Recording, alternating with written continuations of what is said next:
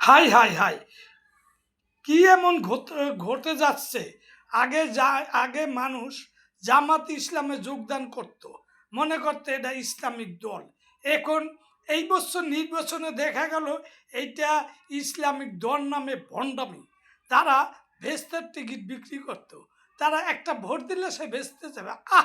মা বাবারির আবদার, হ্যাঁ, যেটা মানুষের হাতে নাই আল্লাহর হাতে, সেইটা নিয়ে তারা খেলা করতে করতে এখন তারা ধ্বংস।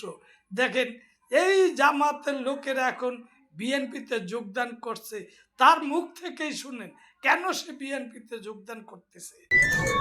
আমরা ধর্ম নিয়ে যেটা চলে, আমরা নামাজ যদি একদিন না পড়ে, তারপরে যদি পড়ে আল্লাহ তাকে ক্ষমা করতে পারে, কিন্তু ধর্ম নিয়ে যদি খেলা হয়, আল্লাহর সাথে যদি মশকরা করা হয়, সে কিন্তু জান্নাতে কখনোই যাবে না।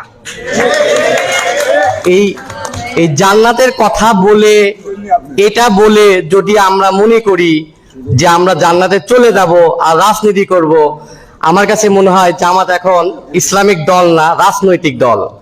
তাদের রাজনীতি করা উচিত, তাদের আসলে ইসলাম বলা উচিত না। আর আমি এতদিন ছিলাম, আমার সবসময় আইডিয়াল ছিল শহীদ প্রেসিডেন্ট জিয়াউর রহমান, বেগম খালেদা জিয়া। ওনাদেরকে আমি আগে থেকে খুবই ভালোবাসতাম। সেই সময় ওনার যতগুলো ওনার মিছিল ওনার পক্ষে হয়েছে, আমি সেগুলোতে অংশগ্রহণ করেছি এবং থেকেছি, কারণ ওনাকে আমি ব্যক্তিগতভাবে অনেক বেশি ভালোবাসতাম। আমার মনে আছে যে আমি 3 দিন ঘুমাইতে পারিনি ওনার মৃত্যুর সংবাদ শোনার পরে। ওনাকে এতটা পরিমাণ ভালোবাসতাম। এবং ধর্ম নিয়ে খেলার কোনো দরকার নাই। এখানে দেখেন, তারেক রহমান, জনতারেক রহমান, উনি নিজেও কিন্তু এসেই প্রথমে যেটা বলছেন সেটা হলো ইনসাফের কথা, সেটা হলো মহানবী সাল্লাল্লাহু আলাইহি সাল্লামের কথা, ওনার আদর্শের কথা। এবং উনি ইমাম মুয়াজ্জিনদের জন্য কাজ করতেছেন, উনি ধর্মের জন্য কাজ করতেছেন।